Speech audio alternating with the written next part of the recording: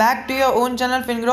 सो दोस्तों, आज हम इस वीडियो में टोटल 4 शेयर्स के बारे में डिस्कस करने वाले हैं। उसमें से पहला स्टॉक होगा हमारा HFCL और बाकी के 3 स्टॉक्स होंगे हमारे पावर सेक्टर से रिलेटेड। पहला stock Adani power, second NTPC और थर्ड टाटा पावर। तो चलिए दोस्तों, वीडियो को जल्दी से शुरू करते हैं। उससे पहले ज़रूर कहना चाहूँगा कि HFCL के अंदर आपका पूरा वीक के अंदर रडार में होना चाहिए और सबसे ज़्यादा रडार तो आपको है ना टाटा पावर, अदानी पावर और NTPC के ऊपर आपका रडार पर मंडे टू फ्राइडे का होना चाहिए, क्योंकि आपको पता है कि जो सितंबर महीने के सेल्स है वो आए हैं और वो कैसे आए वो मैंने पिछले वीडियोस में डिस्कस कर दिया था। अभी फिर से मैं आपको एकदम शॉर्ट में 5-10 सेकंड के अंदर समझाने की कोशिश करूंगा। तो चलिए दोस्तों, सबसे पहले हम HFCL के बारे में बात करते हैं। तो फ्राइडे के ट्रेडिंग सेशन में इसने बहुत ही अच्छा परफॉर्मेंस दिया, ऑलमोस्ट 1% की तेजी दिखाई है एंड सेम तेजी उसने पिछले 5 दिन के अंदर दिखाई है। तो इतना कुछ हमें होते हुए देखने नहीं मिला था पिछले हफ्ते में और पिछले ट्रेडिंग वीक के अंदर फुल्ली फ्लैट क्लोजिंग ही हमें देखने मिली थी। अराउंड 1% की एक अपसाइड मूवमेंट देखने मिली थी। बट वहीं पर अगर हम बात करें अपने 1 मंथ की, तो इसने एक अच्छा खासा सपोर्ट को ब्रेक किया है। मतलब ये जो सपोर्ट उसने लिया है ना, अभी ये जब भी ब्रेक करेगा एक अच्छा खासा इसका सपोर्ट बन रहा है। अभी जब भी ये सपोर्ट और रेजिस्टेंस को ब्रेक करेगा, इस बॉक्स से बाहर आएगा, हमें इसके अंदर एक अपसाइड देखने मिल जाएगी। तो जिसने भी इसके अंदर इन्वेस्टमेंट किया है वो जरूर इसके अंदर बने रह सकते हैं। एंड जिसने भी इसके अंदर 6 महीने पहले इन्वेस्ट किया था उसे पता ही है कि किस तरह से वो स्टॉक 3 महीने के अंदर ही 200-300% भाग गया था। बट स्टिल अभी तो वो थोड़ा सा कंसोलिडेट ही कर रहा है एंड अभी उसके अंदर इन्वेस्टमेंट करने का सही टाइम है। बिकॉज एक टाइम पर अपने ये हाई को तोड़ देगा 6 महीने के, तो फिर ये आपको इस लेवल पर शायद ही मिलने वाला है एंड आई डोंट थिंक कि आपको इस लेवल के ऊपर मिलने वाला है। और आपको पता है कि इसने 52 वीक हाई 95 बनाया था, तो इसके शॉर्ट टर्म टारगेट्स ही 75 टू 100 के है। तो 75 का है अभी ये स्टॉक है, 100 के टारगेट्स आराम से इसके अंदर हमें अचीव होते हुए देखने मिल जाएंगे। 25 से 30% का अपसाइड मूव हमें शॉर्ट टर्म के अंदर HFCL के अंदर देखने मिल रहा है। तो चलिए दोस्तों, हम थोड़ा सा HFCL के अंदर थोड़ा सा और डीप डिग करते हैं। तो हमने देखा कि इसके जो फाइनेंशियल रिजल्ट है वो भी हमें पिछले क्वार्टर के अंदर बहुत ही ज़्यादा अच्छे देखने मिले एंड आउटस्टैंडिंग हमें इस क्वार्टर के रिजल्ट भी देखने के लिए एक संभावना बनती है पूरी। एंड आपको पता है ये रिजल्ट के बाद ही हमें इसके अंदर अपसाइड देखने मिली थी, क्योंकि सेल्स ही 72% बढ़ गई थी एंड सेल्स का 72% बढ़ना मतलब बहुत ज़्यादा एक अच्छी बात होती है। तो चलिए आगे बढ़ते हैं। HFCL से रिलेटेड हमने देखा कि इनकी फंड रेजिंग की प्लान जो थी वो अराउंड 3 सितंबर को अपडेट आए थे कि 750 का जो इसका 750 करोड़ का जो इनका HFCL का जो फंड रेजिंग का प्रोग्राम है वो थोड़ा सा ये AGM के अंदर डिस्कस होगा। तो AGM के अंदर उन्हें अप्रूवल भी मिल गया एंड 30 सितंबर को हमने ये देखा एंड फिर फ्राइडे के ट्रेडिंग सेशन के अंदर आपने देखा कि किस तरह से 1.5% की अपसाइड की। तो अभी इसकी अपसाइड और बाकी है एंड ये अपडेट जब भी आई थी तभी इसके अंदर तेजी आई थी, बट फिर बाद में 3 सितंबर के बाद फिर से स्टॉक गिरना चालू हो गया था। तो चलिए दोस्तों, अभी हमें देखना पड़ेगा कि मंडे टू फ्राइडे इसके अंदर तेजी रहती है, पिछले बार की तरह ये नहीं रहती है, फिर से इसकी तेजी ठप हो जाती है। तो अगर हम इसके कंपनी इन्फॉर्मेशन के अंदर भी बात करें ना, तो कंपनी की मीटिंग जो थी वो 1 अक्टूबर को हेल्ड हुई थी और फाइनेंशियल रिजल्ट जो है वो 11 अक्टूबर को आने की पूरी डेट है। तो आप 11 अक्टूबर को इसके अंदर ज़रूर की ज़रूर नज़र बना के रख सकते हो। और अगर आप देखो तो कल ही की डेट है जब इसके अंदर फंड रेजिंग से अप्रूवल मिल चुका है। तो अगर आप देखो तो ये आप आर्टिकल जो है वो आप पढ़ सकते हो। और चलिए दोस्तों, थोड़ा सा और आगे बढ़ते हैं और अगर हम देखें तो AGM इसकी 22 सितंबर को होते हुए हमें देखने मिली थी। तो अगर हम इसके बारे में थोड़ा सा और बात करें तो HFCL से रिलेटेड हमें सारी चीज़ें इधर कवर कर दी है। अगर हम बात करें ये 4 हफ्ते पहले यानी 1 महीने पहले जब इसकी फंड रेजिंग की न्यूज़ आई थी ना, तभी हमें इसके अंदर एक देखने मिला था न्यूज़ कि स्टॉक्स टू वॉच, उसके अंदर HFCL का नाम भी शामिल था और PNB और DRL के बारे में भी हमने डिस्कशन कर लिया था।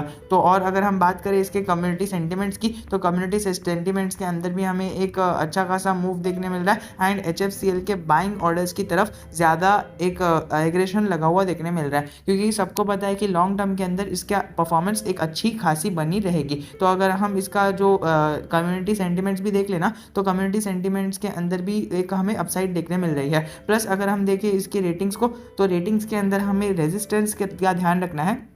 अगर हम देखें इसका रेजिस्टेंस जो है वो 73 और 74 और 75, ये 3 रेजिस्टेंस हमें ध्यान में रख के चलने हैं। और शॉर्ट टर्म के जो सपोर्ट रहेंगे वो 70 रहेंगे, 69 रहेंगे और 68 रहेंगे। तो ये 3 सपोर्ट पर आपको और हमें ध्यान रख के चलना है। और जो लंबे समय के लिए इसके अंदर बने रहता है वही इससे के साथ पैसा कमाता है, क्योंकि आपने देखा कि 1 हफ्ते, 1 महीने और 3 महीने के अंदर कुछ भी हमें पैसा बन के नहीं मिला है। बट वहीं पर अगर हम 9 महीने की बात करें, 1 साल की बात करें या फिर 3 साल की बात करें, तो हमें एक अच्छे खासे रिटर्न्स इसके अंदर बनते हुए देखने मिल रहे हैं। एंड जिस तरह से हमें इसके अंदर ट्रेडिंग कम होते हुए देखने मिल रही है, क्योंकि देखिए एक महीने का जो इसका एवरेज था वो 43 लाख का था, और वहीं पर अगर हम इसका एवरेज अभी का देखें तो अभी का एवरेज जो फ्राइडे के ट्रेडिंग सेशन में निकल के आया है वो 43 लाख से बहुत ही ज़्यादा कम निकल के आया है, जिसका कारण है कि हमें इस स्टॉक के अंदर आने वाले टाइम के अंदर एक अपसाइड देखने मिलने की पूरी संभावना है, क्योंकि 43 लाख से ये 16 लाख के ऊपर आ गया है। तो जैसे जैसे वॉल्यूम कम होती जाती है वैसे वैसे RSI भी नीचे चले जाता है, और RSI भी अभी हमें फुल्ली स्ट्रेंथ होते हुए देखने मिल रहा है, एकदम मतलब वीक देखने मिल रहा है, जिसका मतलब है कि अभी इसके अंदर एक अपसाइड आ सकती है,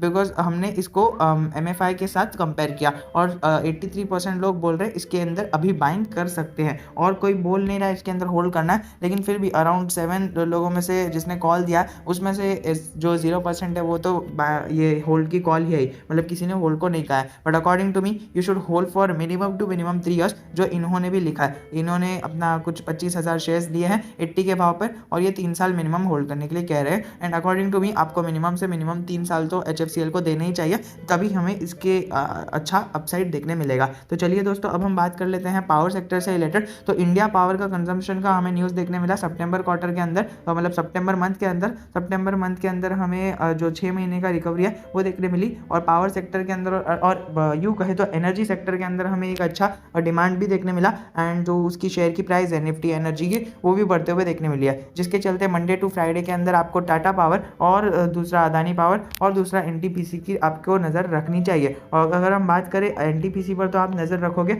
और टाटा पावर को भी आप नज़र पे रखोगे, लेकिन अगर हम बात करें अदानी पावर से रिलेटेड, क्योंकि देखिए अदानी पावर एक ऐसा स्टॉक है ना जिसके अंदर हमें कई सारी चीज़ें होते हुए देखने मिली है from the past few months.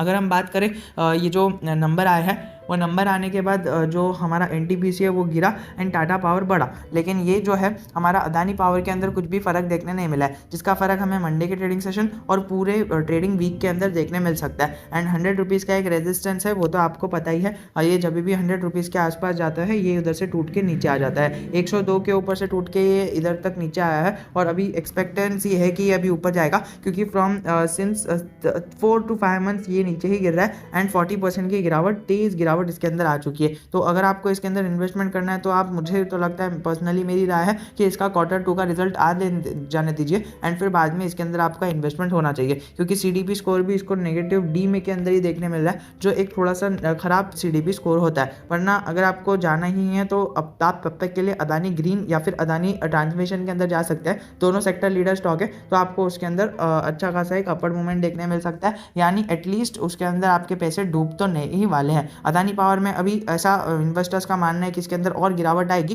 तो देखते हैं कब तक गिरावट आती है। अकॉर्डिंग टू मी अगर हम बात करें इसके जो गिरावट की, तो मुझे तो लगता है कि ये हमें Q2 के नतीजे से पहले एक अच्छी खासी अपसाइड मूवमेंट देते हुए देखने नहीं मिलने वाला है। सो आपकी क्या राय है वो ड्रॉप करना कमेंट सेक्शन के अंदर, और वहीं पर NTPC का भी जो CDP स्कोर है वो D के अंदर ही देखने मिल रहा है, और अभी टाटा पावर का C के अंदर देखने मिल रहा है। So in these all the stocks Tata power has been superior by CDP score. So CDP score को कंसिडर करें तो Tata power is been a good stock. तो चलिए दोस्तों आज के लिए इतना ही। If you have any doubt relating anything I am always just a comment away from you, और कमेंट सेक्शन में ज़रूर बताना वीडियो का कौन सा पार्ट अच्छा लगा, और ऐसे वीडियोज़ मैं आने वाले टाइम में लाऊं या नहीं लाऊं, और मैं ऐसे वीडियोज़ लाने का प्लान कर रहा हूँ जिसमें 2 से 3 स्टॉक में एटलीस्ट कवर हो सके, और थोड़ा सा उसका टाइटल भी चेंज करने की कोशिश करूँगा। तो आज के लिए इतना ही। जय हिंद, जय भारत।